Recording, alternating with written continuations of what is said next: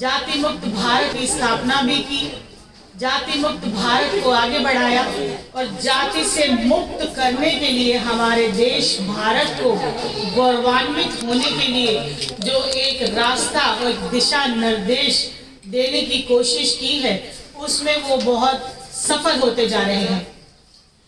जैसा कि हम देख पा रहे हैं कि हमने कभी सुना था कि उन लोगों को फिर से शिक्षित होना चाहिए, उन लोगों को फिर से शिक्षित होना चाहिए जो शिक्षित होने के बाद भी जाति के नाम पर भेदभाव करते हैं।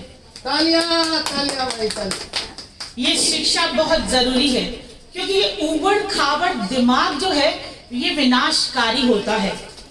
समतल दिमाग ही समता की बात कर सकता है और समता से ही समतल समाज बनाया जा सकता है।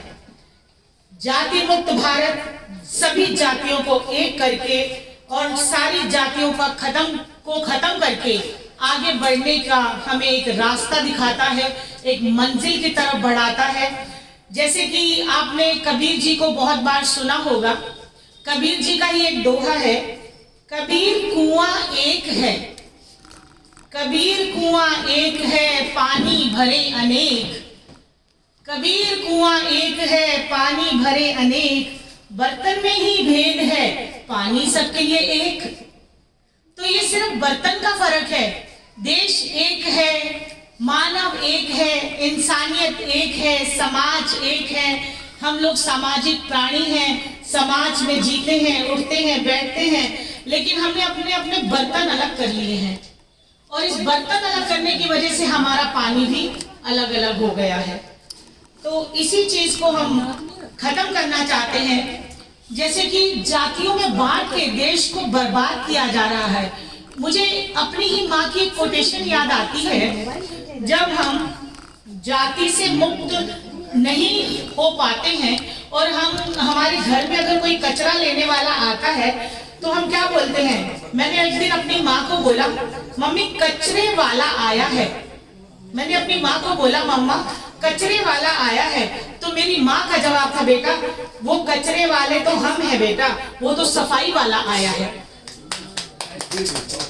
तो सोच बदलेंगे तभी देश बदलेगा और सोच बदलने के साथ साथ हमें जाति से मुक्त होना पड़ेगा। जाति से मुक्त होंगे तभी हम अपने देश को, अपने आप को आगे बढ़ा पाएंगे और हमें अपने बर्तनों को अलग ना करते हुए हमें अपने पानी को एक रखना है, सबको एकजुट होकर रहना है और देश और समाज की सेवा में संकल्पित होना है और समाज की सेवा करनी है। जैसे कि मैं आपको अपने बारे में बता दूं, मैं ऋतु मुंजाल, पेशे से मैं वकालत करती हूँ, अधिवक्ता हूँ, वकील हूँ और हायर जुडिशरी की तैयारी कर रही हूँ। डिस्ट्रिक्ट जज के एग्जाम की प्रिपरेशन चल रही है।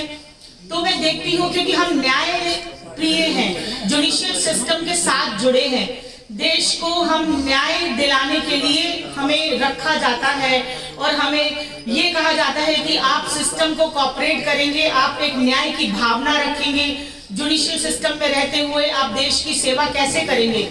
किसी भी जात, किसी भी धर्म, किसी भी अलग अलग प्रांत, इन चीजों को आप नहीं मानेंगे।